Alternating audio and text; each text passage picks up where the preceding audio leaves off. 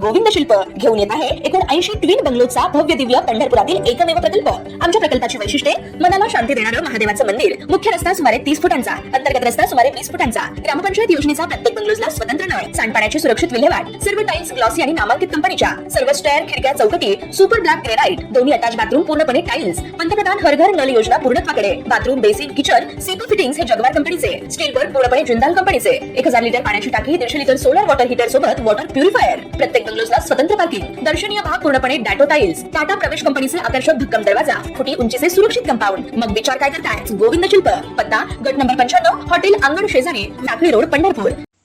राज्यात आरक्षणाच्या मुद्द्यावरून मराठा विरुद्ध ओबीसी असा संघर्ष पाहायला मिळतोय। एकीकडे मराठा आरक्षणाच्या मुद्द्यावरून मनोज जरांगे पाटील यांनी रान उठवलं असतानाच ओबीसी आरक्षणासाठी लक्ष्मण हाके यांनीही जरांगे पाटलांना थेट आव्हान दिले। आगामी विधानसभा निवडणुकीमध्ये उमेदवार उतरवणार असल्याची घोषणा मनोज जरांगे पाटील यांनी केली आहे। अशातच आता लक्ष्मण हाके यांनीही जरांगेंना आव्हान देत विधानसभेला उमेदवार उभे करून दाखवा असे म्हणत निवडणुकीआधी दंड थोपटले आहेत। ही सरळ नौटंकी आहे। विधानसभेमध्ये पोलरायझेशन करणं आणि निवडणुका जिंकणं, ह्याला पाडा त्याला पाडा, याशिवाय जरांगेंनी काही केलं नाही।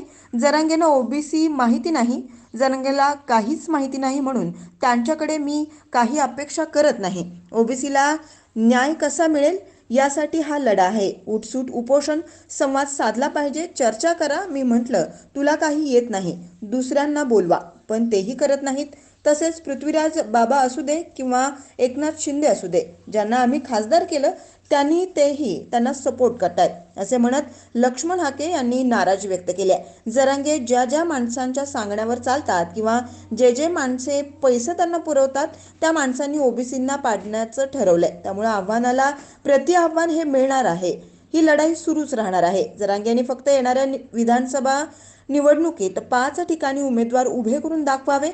जिथे ते आंदोलन करत आहेत त्या आंतरवाली सराटीला तिथेच उमेदवार द्यावा असे आव्हान देत ओबीसी नेत्यांना पाडण्यासाठी आव्हान करणार आहे। ओबीसी समाज आता तर जागे व्हा असेही लक्ष्मण हाके म्हणाले आहेत। ताज्या घडामोडी पाहण्यासाठी आमच्या YouTube चॅनलवरील PVR न्यूजला सबस्क्राइब करा आणि शेजारील बेल आयकॉनवर क्लिक करा।